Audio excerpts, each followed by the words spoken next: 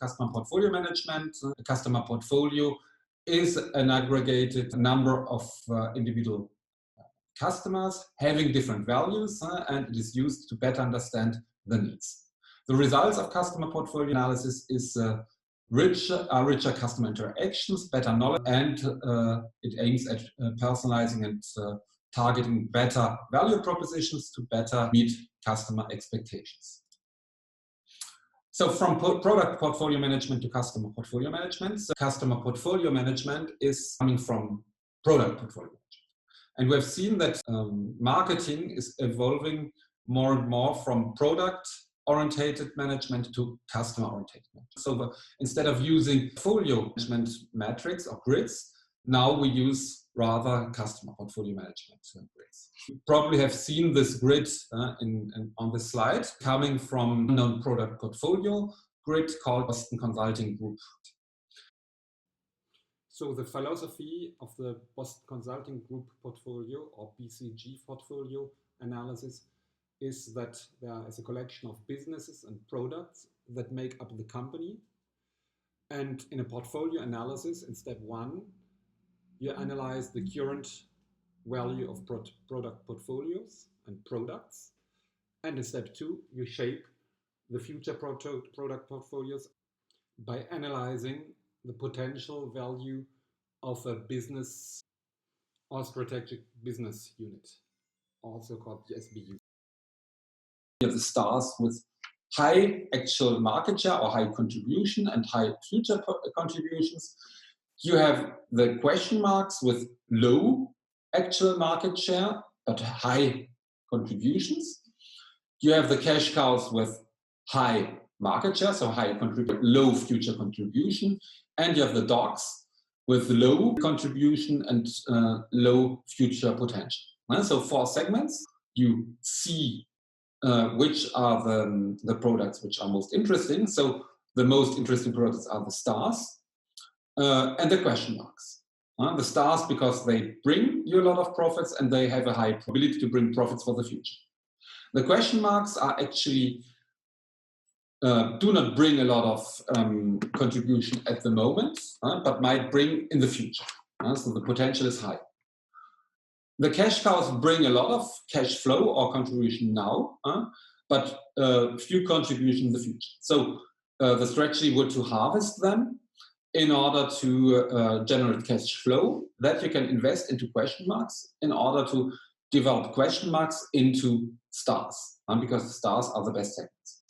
And the dogs should be divested or abandoned because they do not bring any profit now, neither in the future. They do. So the strategy for dogs would be to disinvest. The strategy of stars and question marks would be to build and develop. The strategy for cash cows would be to harvest. These are product portfolio analysis, which are done to allocate resources according to the value of the segments. So this was used for a long time in product management. So the philosophy of this product portfolio analysis is the same for customer product portfolio analysis. A customer portfolio is actually a collection of clients that make up the company. So the idea is collect data about customers and you analyze data about customers to see who are the best customers. And the questions of the portfolio analysis are the same as for product portfolio analysis. The idea behind that is how to maximize profits across various customer segments. So the idea is who are your best customers now?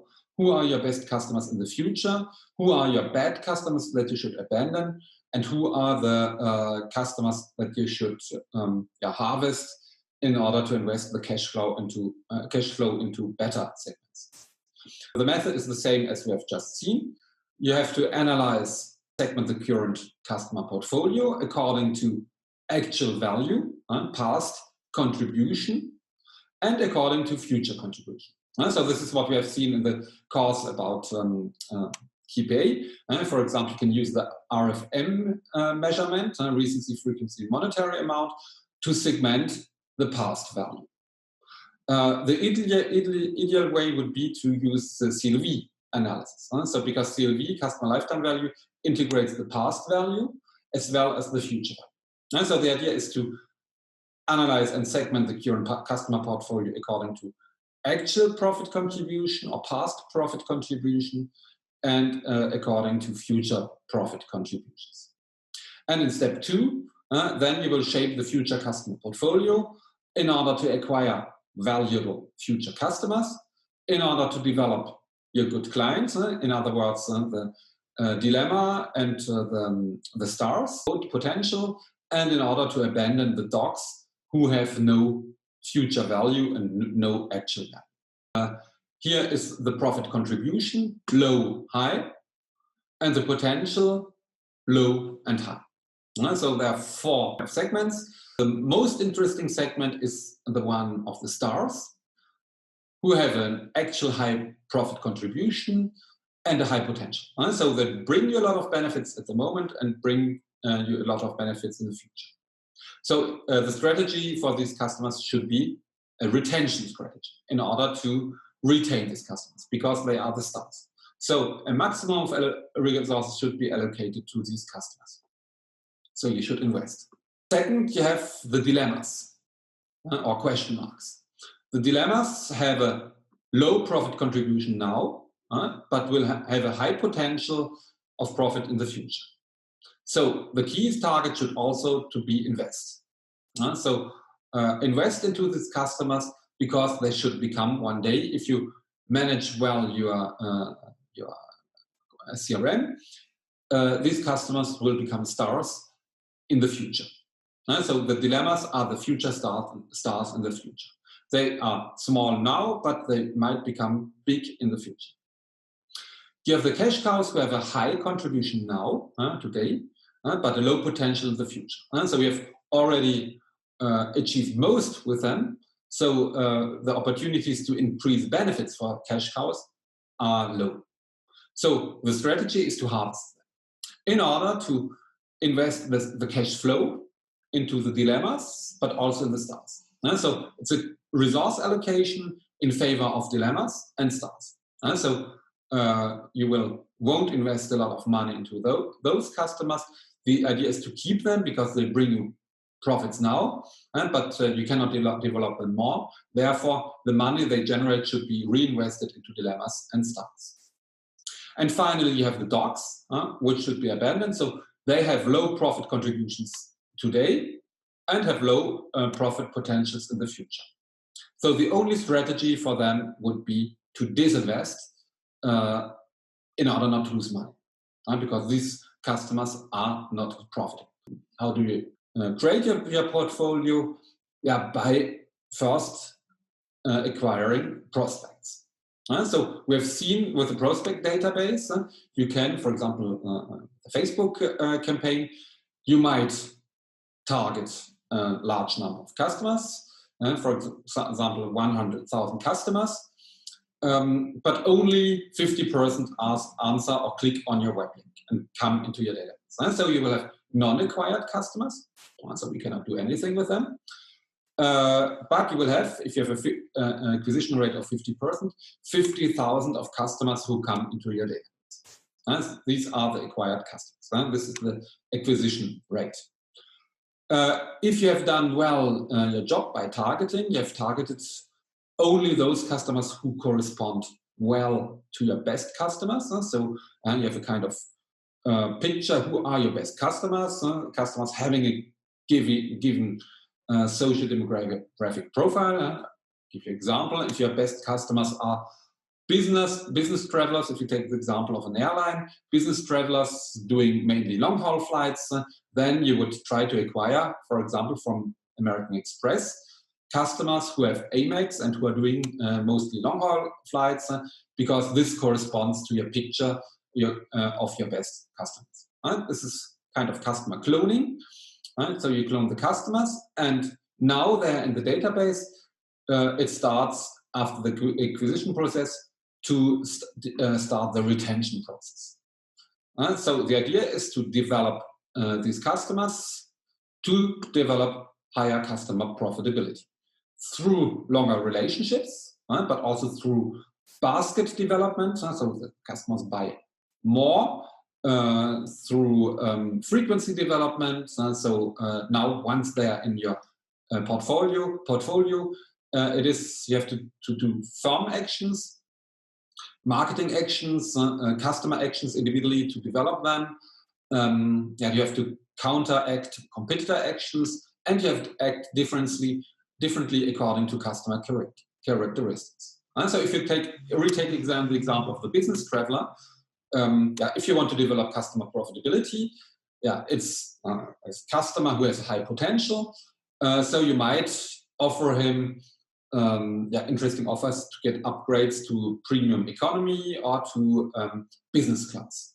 Because if he takes business class, you will increase the services and the value for the customer, but you will also increase the basket or the value the customer is spending in your firm, in your airline. So you might suggest him better services, higher, better offers in higher classes, in premium classes, so that the customer purchases more, so the basket increases.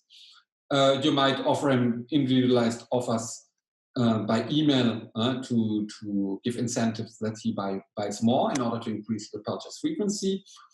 And you bring him into a loyalty program, a frequent flyer program, so that he can collect miles in order to lengthen the relationship. So now he's in the database. You can work individually on this customer with personalized actions in order to develop the relationship, in order to increase the basket, the frequencies, and so on. So all these indicators we have seen in the course about KPIs. And all this aims at customer development. The loyalty program aims at retention or loyalty. The service increase of service you offer aims at increasing the retention process. And all this has the final aim to increase customer profitability. That is the profit generated by customers. So this is how schematically a customer portfolio should be managed. So the customer comes into the base, and then you decide individually how to stimulate him in order to increase profitability. If, for example, the customer do not react to your campaign to an upgrade to a business class, then he might not be a very big customer. So in that case, you should reduce the expenditures, reduce the cost in order to increase profitability. So if you can keep stable the revenues for these customers, but if you decrease the cost, then you also can increase customer profitability, because revenue minus cost is the profitability. And so it means that you have individually decide, according to the customer characteristics, which customer actions you will deploy, which tools will be used, which products or services should be offered. All this should be done on the individual basis. And I recall you, customer relationship management is about doing individual marketing, one-to-one marketing, and not mass marketing. So this is the main difference. And so you should decide about acquisition in order to clone your best customers, to acquire the best customers, to make them your new future best customers. Acquisition strategy, you have to attract new customers. As we have just seen, the market decisions are to target customers based on the model of existing best customers. So as we have seen, if your best customers are business travelers, you have to acquire business travelers. And then with scoring, you can see which are the best customers in the future. It's a kind of regression model showing you how customers might behave in the future. To recruit them, the product decisions are mainly based on price and product offers. So it's important to develop an attractive brand. And mostly customers are recruited with price actions, because in the beginning of the relationship, price is the most determined marketing factor, but also an attractive brand and product. And you can give price reductions or incentives or promotions to add initial value to the customer. This is in order to acquire customers. The second step, you should keep the existing customers. And your decisions are then, you have to segment them by customer lifetime value in order to retain the best customers. And you should develop differentiated relationship marketings. So more deeper relationships with best customers, less deep relationships with better customers, in order to retain customers with higher quality service, and in order to develop tailor-made or personalized product service offerings, and in order to also cross and upsell to customers, that is, sell related products, and upsell means sell higher value products. For example, if you offer to an economy traveler the opportunity to get an upgrade to premium economy or to business class, this would be an upsell, because the customer will spend more money, would increase the basket, and this means upsell. Your portfolio should be healthy in terms of acquisition and retention. As we've seen, you have always churn rates. So this is like a bucket. So your portfolio is like a bucket with water. There might be a hole in the bucket, because you always lose customers. So there are always churn or defection rates.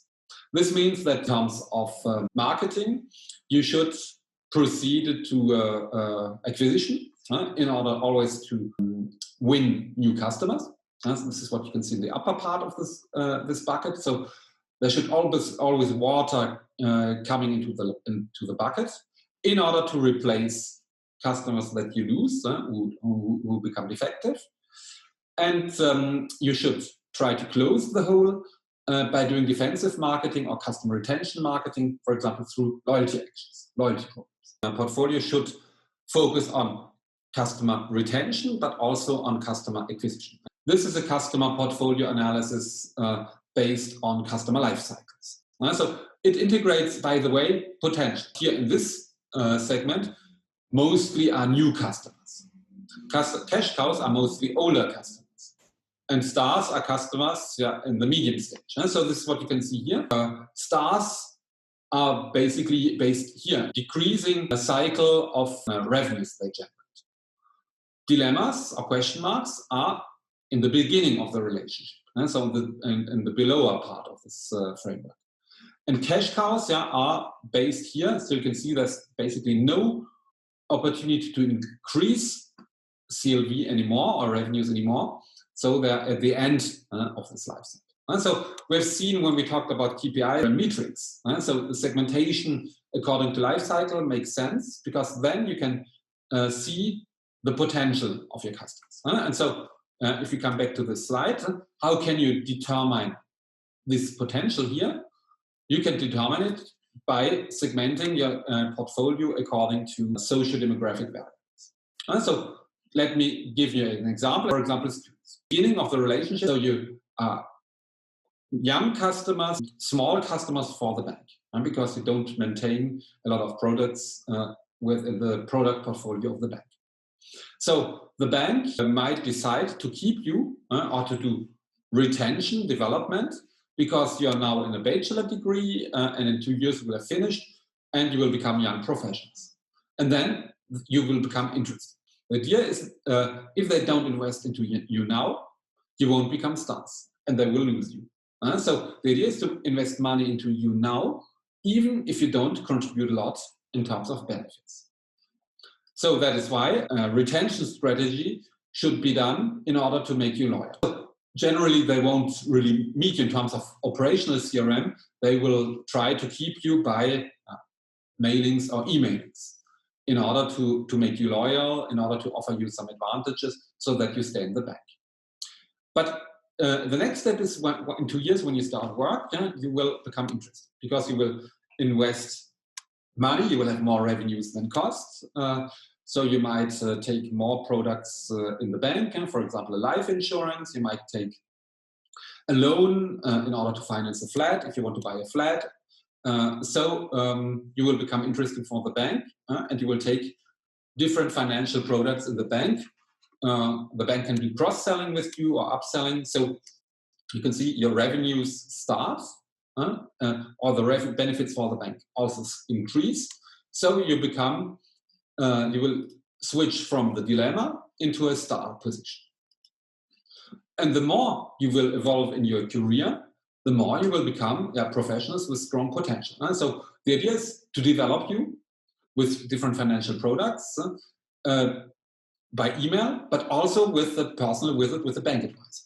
And here it becomes very important physical presence strategy to meet you, to establish a relationship. When we talk about relationship marketing, this means that you will meet at least once or 2 times a year the bank advisor who gives you personalized advice in terms of finance. So because you become interesting partner, and so you become a star, so the bank will invest money into you or allocate resources into you in order to make you buy even more. And as your life cycles change, so you get married, you will get children, so you will buy a house or a bigger apartment. So again, you need the help of the bank in terms of loans, credits, and so on. So you become interesting. So it is important to retain you now. So the strategy is really switching from development to retention in order to make development through, for example, loyalty programs, but also regular visits and regular meetings with the bank in order to make you loyal. Once you're a star, you are the treasure of the bank, and so you should be absolutely retained as customers. And so that will be a privileged relationship, privileged resource allocation to those customers having a high CLV. And then with the time, once it might become difficult to increase the revenues. These are actually then the cash cows here, because you have already a lot of financial products. You come to close to the retirement, so it's difficult to make you invest more money. So it should be decided either to reactivate you, but it appears to be difficult. So the customer degenerates, becomes progressively a dog. So the strategy should be Salesforce automation with email, SMS in order to decrease costs and in order to progressively abandon this client who is not profitable anymore. This is the idea. The potential can be approximated through customer lifecycle analysis. Customers go through different life cycles. Life cycles are associated with different revenue streams, and as you're in the beginning of a life cycle, it is important to decide. At every step, it's important to decide if you keep a customer or not. So this decision, abandon or reactivation, means that you have to analyze always the revenues and the cost. If the revenues are higher than the cost, then the development should be done. If the costs are higher than the revenues, then it should be seen if it's interesting to maintain the customers or not. If the customer has potential, he should be maintained. If the customer has no potential, you might degenerate the relationship and abandon the customer very quickly. This means that you will allocate different resources according to different customers. So your best customers having highest value, these are actually your stars. You should allocate most of your resources. The B customers are those having medium value, so you should allocate medium amounts of resources. And the C, or the baddest customers, have the lowest value, so you should decrease the resource allocations and automatize the relation. Here it would be physical meetings with the customer, such a privileged relationship with customers. Here it would mean that you would practice Salesforce automation through SMS marketing or through mobile marketing, automatized chatbots, all this would be done here. Whereas here in tier A, it means that you have really human personal relationships. Relationship marketing or loyalty marketing makes not sense in all sectors. It makes sense in sectors, as you can see on the right side of this grid, where the retention costs are high and the acquisition costs are high. For example, you remember lost for good markets, or contractual markets, or markets where the cost of acquisition of customers are high. There, it really makes sense to establish relationship or loyalty marketing. It means that you base really your marketing on long-term relationships, personalized relationships, bring a lot of money. These are mainly markets where the perceived risks are high. So, for example, banks, telecommunication, computers, cars, real estate, and so if you buy a house, and so the higher the perceived risk, the higher the price of the product, the more it makes sense to establish a relationship or base customer relationship management approach. Because the cost of acquisition are high, so it makes more sense to make customers loyal if the acquisition costs are high. Because if you lose them, they are lost for good. And then it might become difficult for the brand to win new customers. On the other hand, in retail, these are always the share markets, or even worse, you have some markets where you do one-shot marketing. There are the acquisition costs are low, which means that it does not make sense to develop relationship marketing. Because if the acquisition costs are low, then it's easy to win new customers when you lose them. So why should you invest a lot of money and a lot of resources to customers who have low costs to win them back? The example of Altaria Edition Atlas, it's a French firm, or also in mail order business. There are some transactions that are even profitable if you do it in a one shot. For example, you have some kinds of magazines that you can buy in bookstores. The first edition is generally has a low price, and you get a small gift, the second two. So generally customers buy only 1, 2, or 3 editions. And this means that they are also profitable, even on the short term, because it's very easy in these markets to win customers. Retention marketing does not make any sense. And it is similar in the grocery retail, because actually the acquisition cost for customers in grocery retail are very low, because customers buy mostly due to proximity, geographical proximity. And so in these contexts, traditional transactional marketing might be still relevant. You should always decide according to the sector you're acting in if it makes sense to establish CRM or not, because CRM is very expensive. And so in markets with high acquisition costs, CRM makes sense. In markets with low acquisition costs, CRM does not really make sense. To conclude about that, customer portfolio analysis is based on marketing databases that collect data in order to analyze customers and to classify them into different groups to implement different marketing programs effectively. Assessing customer value is critical for customer portfolio management. So we have seen, so it's important to calculate the actual customer value, but also the potential customer value. Customer portfolio management's goal is to optimize the current and the future value, so the value of the customers now and the value of the customers in the future, based on customer life cycles. And they use different measures of customer values, so mainly CLV, to prioritize their customers and to differentially invest in them, in order to invest into customers with high actual value and high potential value. Disinvest into customers having low actual value and low future value.